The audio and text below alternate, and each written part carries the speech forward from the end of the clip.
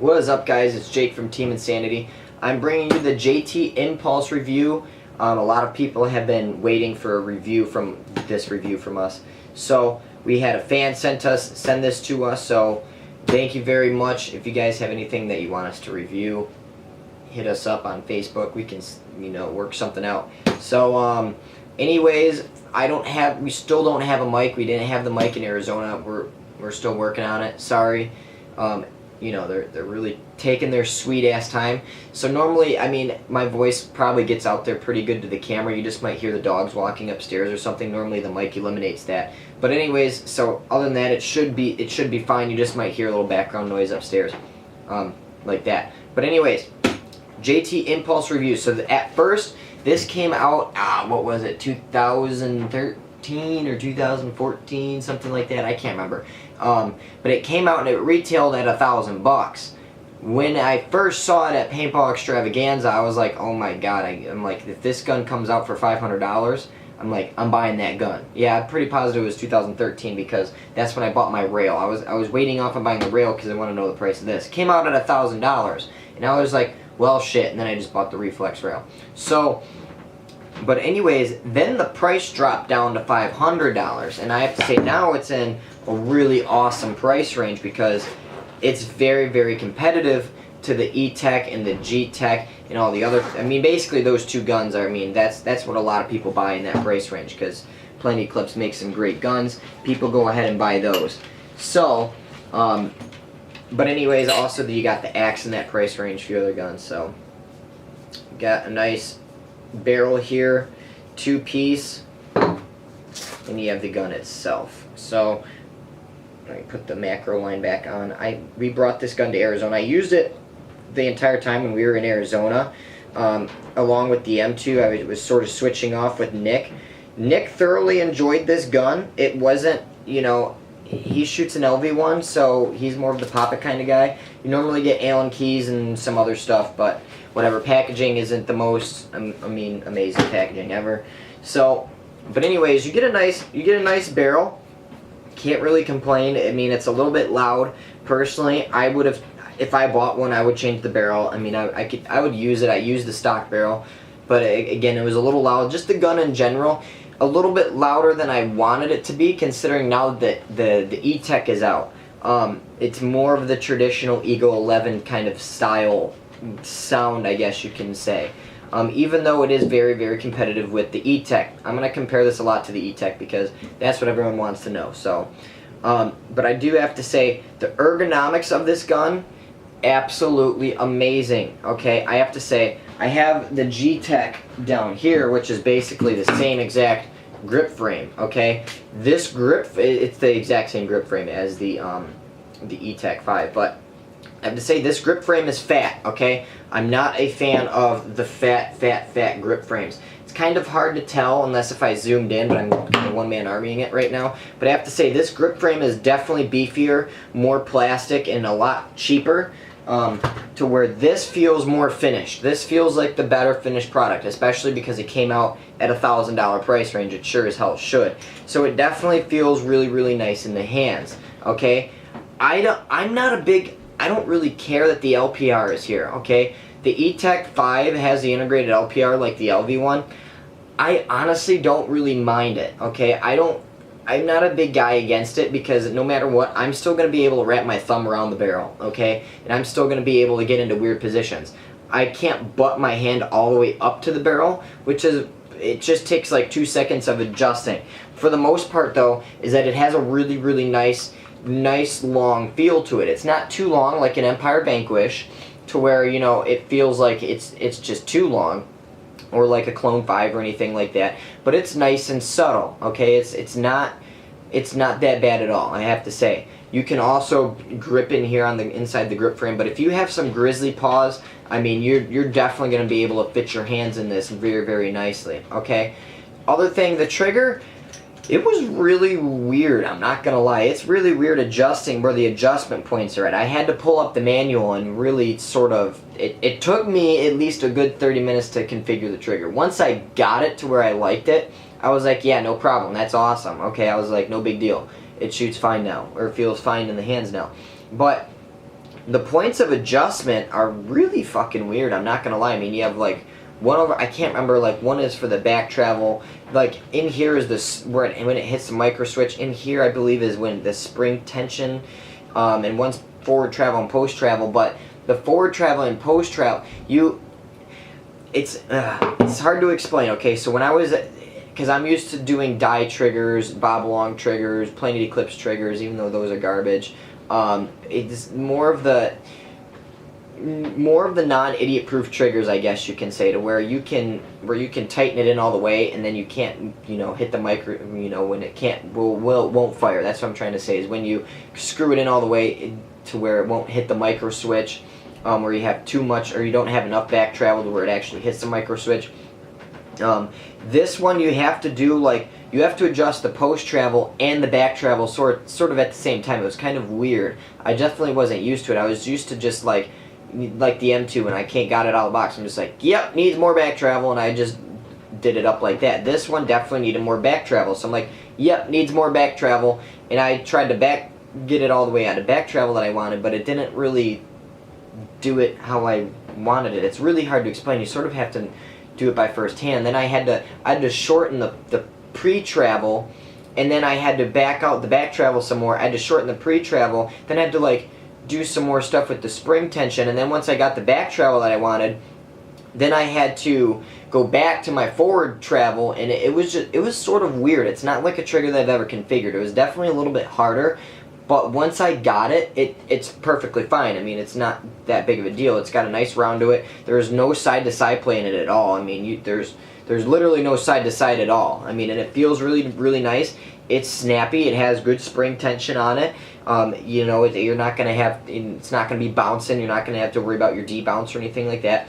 So I gotta say, I mean, it's a nice trigger after you get it configured. Just for me, compared to all the other triggers that I'm used to, just hopping on and just adjusting it exactly how I want it to right off the get-go, it was a little bit weird. And in the points of adjustment, I was just like, huh. I'm like, this is definitely a little bit on the weird side. I'm like, I don't like adjusting it. But once you get it, you're solid. Feed neck, not a bad feed neck. It holds your hoppers in place. A little bit higher than I want it to. I want it a little bit lower, but I mean, again, $500 gun here. So regulator. The regulator is not serviceable. I really want Empire. Okay, so JT is owned by Empire, so I'm just gonna call it Empire. Empire needs to make everything on their gun serviceable. Okay, you can service this regulator, but you can't. Okay, there's a seat clamp on here, and you basically void your warranty and everything else. If I'm at a tournament, I don't want to have to take it to the gun tech. Okay, I'm a gun tech myself. Okay, I can take apart a gun. I know how to service a damn regulator. I want my stuff to be 100% serviceable. If I want to take my grip frame and completely disassemble it without voiding the warranty, then I want to be able to do that. Okay. The same thing with Empire and JTs, and that's the sort of thing that I've always had a gripe with, is that they don't want you servicing this. Okay, they don't want you servicing their regulator, which I have an issue with, because I don't want to send it out to repair. I can do it myself. It's cool that if you don't know how to do it yourself, good, send it off. They'll fix it for you for free. Okay. Another thing, it's under the JT warranty. If you have an issue, you just contact Paintball Solutions. So they're gonna fix anything that you have for free 99% of the times. JT and Empire, they have basically the best warranty, but still, it's the fact that if something goes wrong, I want to be able to do it myself. I don't want to have to ship my gun off. I'm gonna void my warranty. I'm the type of person where I don't care. I don't care about my warranty. I take care of my guns, and I know how to fix them. And if I break it so far beyond repair, I can take it to the pro shop, or DJ knows how to fix it. So I mean, it's really not that big of a deal. I've taken apart so many guns now, it's sort of like it's no big deal to me now. So I want to be able to have serviceable regulators, and that's just an issue that I sort of have that Planet Eclipse offers and the Empire Axe doesn't offer. So again, I want something like that, and they're just not giving it to us, and I'm kind of a little upset about that. Nice on-off ASA. The thing is that this has a huge lever. Okay, this has a huge lever. There's no, it's not like the old die ASAs, not the M2 ASA, but the original die ASAs. It's like the Empire Resurrection ASA. It's a really nice on-off ASA, okay? You don't have to fight for it. That's not a little knob. Very, very nice. Very smooth ASA. I have to say the milling on this thing, me personally, I think it's uglier than a piece of shit. It really is. It's like two turds stacked on top of each other. It really is. I don't know if you can see that really nice, but there's no nice cuts in it. I mean, it's just sort of two turds stacked right on top of each other. I mean, that's just basically, some people might disagree, but I just, it's poop. Okay, I really don't like the look of it, but whatever. Also, last but not least that I want to talk about is the Oled board. You get an awesome Oled board with this thing, okay?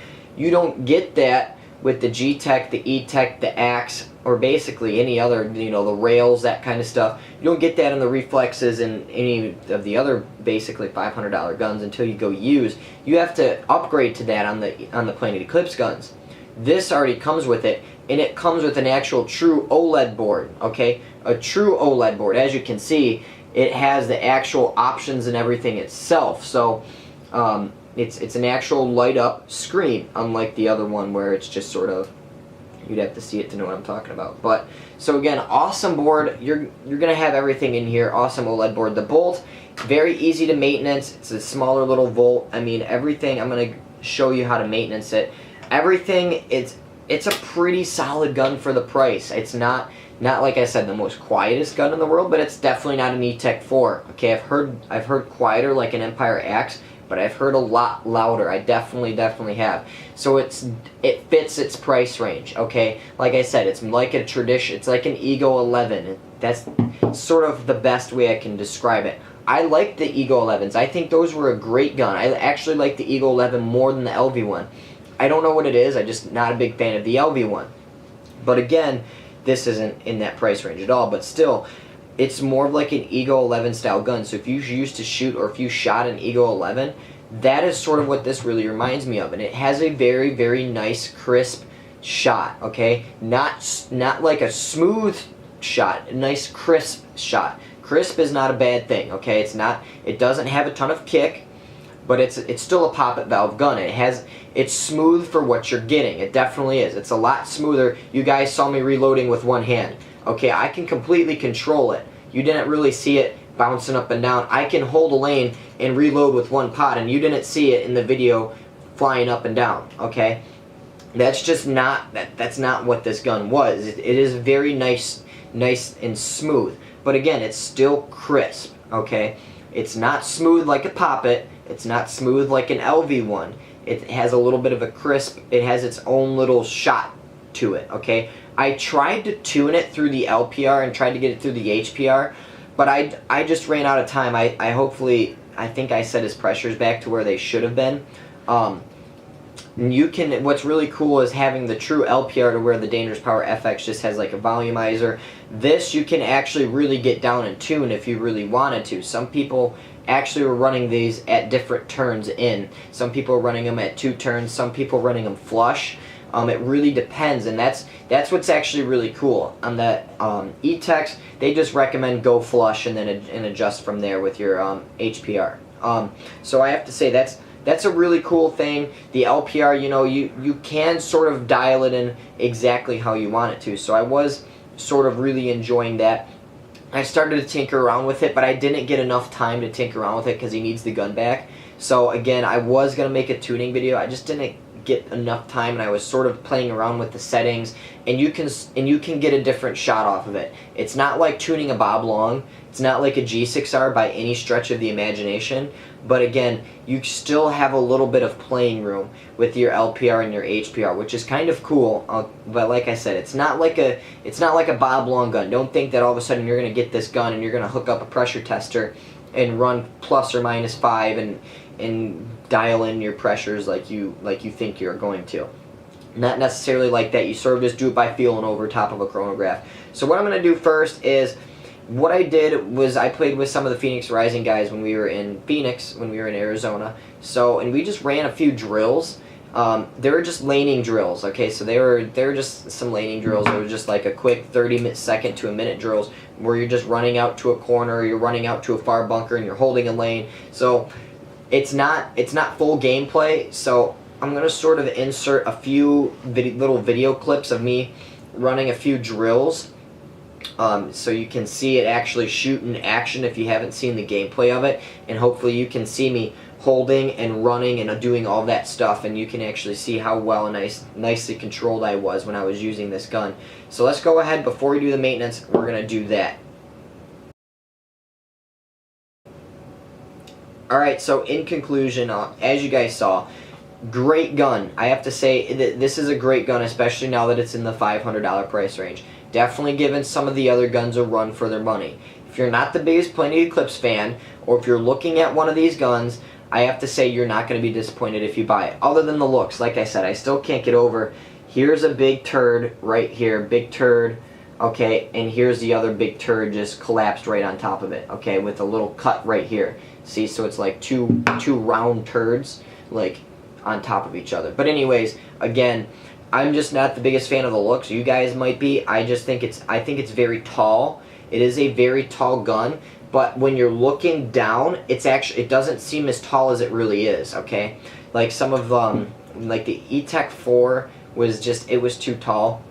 The DM12 was definitely noticeably tall. When you held a DM12 in your hand, you can definitely tell that it was tall in the back, okay? When you hold it and you look down like you're shooting, it doesn't have that same profile as it does from the side. It really, when you're holding it, it really looks, it feels like I don't want to compare it to an LV1, but I've shot and held Nick's LV1, and from this angle it almost feels and looks like an LV1 down the sights, I guess you can say, but looking down the barrel, it doesn't feel bad. It really feels nice in the hands. It's ergonomically, it's awesome. So overall, I think it's a great gun. So I have to say, buy it if you really want one. But anyways, thank you, Scott, for sending this to us and letting us use this. Scott was nice enough to send this to me and let me use it for, a good while and give it a good little testing and some shooting it and all that good stuff. So I used it a lot in Arizona. So if you guys played with me in Arizona, you guys definitely saw me using it. I did enjoy it. I think it's a solid gun. I would totally own one. Because I like owning, I would totally own one. I definitely like the feel of this better than the E-Tech. Does it have a better shot than the E-Tech? To be quite honest, I don't think so. I think it's just about the same. If not, it might be just a little bit more crisp. Like I said, you could probably feel it a little bit more, but there's not really a ton of kick like an old traditional Ego or an older E-Tech. You don't get any of that. Even with the Empire Axes, you get some barrel rise, or you get some back travel with the Empire Axes. Even though those are really smooth, you still get a little bit with this. It felt really nice. It was nice and smooth, but it's a poppet, so I use smooth lightly in terms of this gun, because it's not smooth for me and smooth for you are two different things. Because when I think of smooth, I think of a VCOM, I think of an M2, I think of a Vanquish, okay, or a Lux. I think of those top performing guns. I don't think of this. This isn't the first thing that comes to my head when I hear smooth. So just to get that out of the room. But anyways, I hope you guys enjoyed this review. Probably get some more gameplay up of it soon. We've just been putting up some gameplay of other stuff. So thank you again, Scott. If you guys have anything you want us to see us review and you have sitting around and you want to send us something, go ahead, message us. If we were interested, we'll take it for a spin. But thanks, guys. Hope you enjoyed this video. Deuces.